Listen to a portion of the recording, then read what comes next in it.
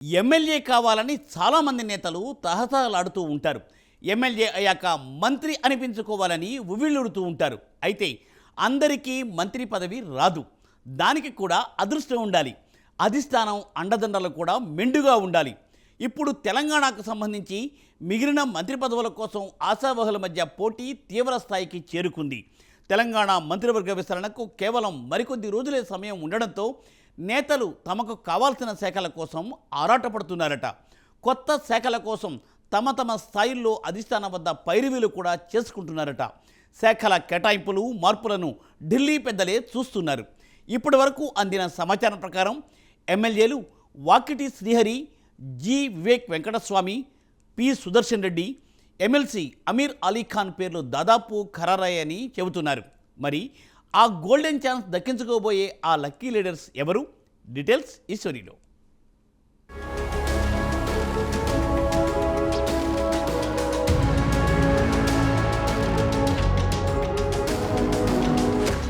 Telangana cabinet విస్తరణపై Congress అధిష్టానం green signal ఇవ్వడంతో మంత్రి పదవుల కోసం ఆశావహులైన కాంగ్రెస్ ఎమ్మెల్యేలు, ఎమ్మెల్సీలు ఢిల్లీ బాట పట్టారు. మంత్రి పదవులు ఎవరికి ఇవ్వాలన్న దానిపై కాంగ్రెస్ అధిష్టానం ఇప్పటికే ఓ నిర్ణయానికి వచ్చినప్పటికీ ప్రయత్నిస్తే పోయేదేముంది అనుకుంటూ ఆశావహులు తమ వంతు ప్రయత్నాలు కొనసాగిస్తున్నారు. ఢిల్లీ కాంగ్రెస్ పెద్దలను కలిసి కేబినెట్ ప్రాతినిధ్యం కోసం ఎవరి తిప్పలు వారు పడుతున్నారు. తెలంగాణ కేబినెట్లో ప్రస్తుతం 6 మంత్రి పదవులు ఖాళీగా ఉన్నాయి. విస్తరణలో భాగంగా ఎంతమందికి అవకాశం ఇస్తారన్న దానిపై స్పష్టత లేకపోయినా పదవుల కోసం ఆశావహులు పదుల సంఖ్యలోనే ఉన్నారు.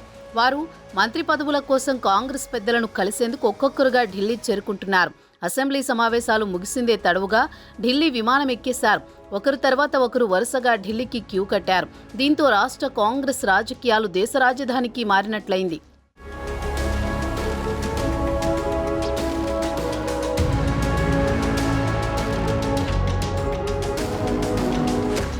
తన నుంచి పౌర సరఫరాల శాఖ తొలగించి రెవెన్యూ శాఖను కేటాయించాలని నీటిపారుదల శాఖ మంత్రి ఎన్ ఉత్తమ్ కుమార్ రెడ్డి పార్టీ పెద్దలకు విజ్ఞప్తి చేశారని తెలుస్తోంది. ప్రభుత్వానికి, పార్టీకి పేరు తెచ్చేలా పనిచేస్తానని కూడా చెప్పారట. ఒకవేళ రెవెన్యూ ఇవ్వని పక్షంలో ఆర్థిక శాఖనైనా అప్పగించాలని కోరినట్టు తెలుస్తోంది. హోంశాఖను ముఖ్యమంత్రి రేవంత్ రెడ్డి చూస్తున్నారు. మంత్రివర్గ పునర్వ్యవస్థీకరణలో భాగంగా హోం, విద్యాశాఖలను కొత్తగా చేరేవారికి లేదంటే ఉన్నవారిలో ఎవరికైనా ఇవ్వాలనే నిర్ణయానికి వచ్చినట్టు సమాచారం. ఇప్పటి వరకు హోంశాఖ ముఖ్యమంత్రి వద్దే ఉండడంతో డిప్యూటీ సీఎం మల్లు భట్టి విక్రమార్కకు ఇబ్బంది రాలేదు. మరో మంత్రికిస్తే ప్రోటోకాల్ పరంగా తనకంతగా ప్రాధాన్యం ఉండదని భావించిన మల్లు అప్రమత్తమయ్యారని తెలుస్తోంది. విద్యాశాఖ స్థానంలో తనకు హోం కేటాయించాలని అధిష్టానం వద్ద పట్టుబట్టినట్టు చెబుతున్నారు. తన వినతిని పార్టీ పెద్దలు మన్నిస్తే ప్రోటోకాల్ పరంగా సీఎంతో సమానంగా ఉంటుందనే ధీమాతో ఉన్నట్టు ఆయన సిబ్బంది గుసగుసలాడుతున్నారు. సచివాలయంలో కానీ బయట కానీ ముఖ్యమంత్రికి ఏ విధమైన ప్రోటోకాల్ ఉంటుందో అదే తరహాలో డిప్యూటీ సీఎం మల్లు భట్టి విక్రమార్కకు సైతం ఉన్నాయి.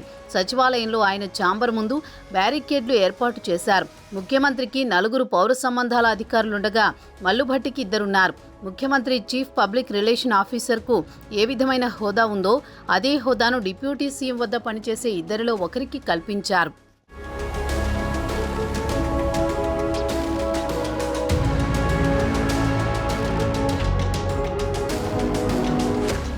పొంగులేటి శ్రీనివాసరెడ్డి రెవెన్యూ శాఖతో పాటు గృహ నిర్మాణం, పౌర సంబంధాల శాఖలను పర్యవేక్షిస్తున్నారు.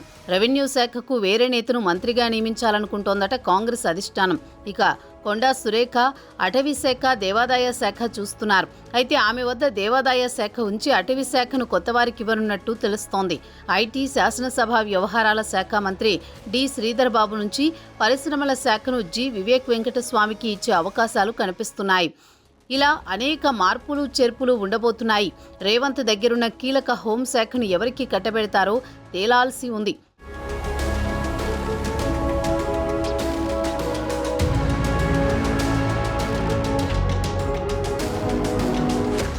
మంత్రివర్గ విస్తరణపై మాదిగ కులం ఎమ్మెల్యేలు భగ్గుమంటున్నారు. రేవంత్ రెడ్డి మంత్రివర్గంలో అసలైన మాదిగలు లేరని, అధికారంలోకి వచ్చిన పాపానికి తమ కులానికి అన్యాయం చేస్తారా అంటూ మండిపడుతున్నారు. మాదిగ కులానికి చెందిన ఎమ్మెల్యేలు మందుల సామెల్, వేముల వీరేశం, అడ్లూరి లక్ష్మణ్ కుమార్, కవంపల్లి లక్ష్మీనారాయణ, తోట లక్ష్మీకాంతరావు, కాళీ యాదయ్య, పార్టీ పెద్దలు రాహుల్ గాంధీ, మల్లికార్జున్ ఖర్గేకు ఈ విషయంలో ఫిర్యాదు చేశారు. రాష్ట్రంలో 37 లక్షల మంది మాదిగలు ఉన్నారని, మొన్న జరిగిన పార్లమెంట్ ఎన్నికల్లో ఒక్క మాదిగకు కూడా సీటు ఇవ్వలేదని పేర్కొన్నారు. త్వరలో జరగనున్న మంత్రివర్గ విస్తరణలో మాదిగకు ప్రాతినిధ్యం కల్పించాలని కోరారు.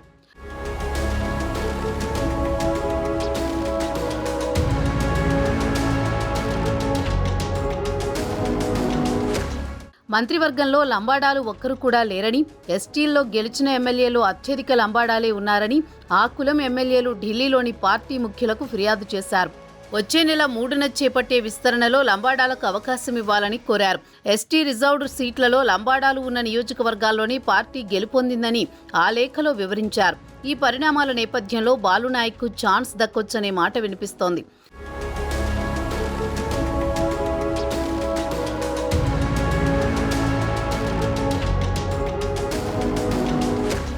కాంగ్రెస్ ప్రభుత్వం 2023 డిసెంబర్లో కొలువుదీరిన తర్వాత రేవంత్ రెడ్డి ముఖ్యమంత్రిగా బాధ్యతలు తీసుకోగా ఆయనతో పాటు మరో 11 మంది మాత్రమే మంత్రులుగా బాధ్యతలు చేపట్టారు.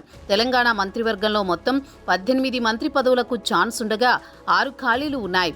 ప్రస్తుతం సీఎం రేవంత్ రెడ్డి వద్ద కీలకమైన హోంశాఖతో పాటు మున్సిపల్ అడ్మినిస్ట్రేషన్, అర్బన్ డెవలప్మెంట్, విద్య, జనరల్ అడ్మినిస్ట్రేషన్ వంటి కీలక శాఖలు ఉన్నాయి.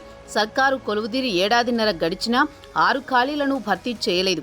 ఈ నేపథ్యంలో ఆయా శాఖలకు కొత్త వారిని అప్పగించేందుకు సిద్ధమయ్యారు. అయితే మంత్రి పదవుల రేసులో చాలా మంది సీనియర్ ఎమ్మెల్యేలు ఉన్నా ప్రముఖంగా కొందరి పేర్లు మాత్రమే వినిపిస్తున్నాయి.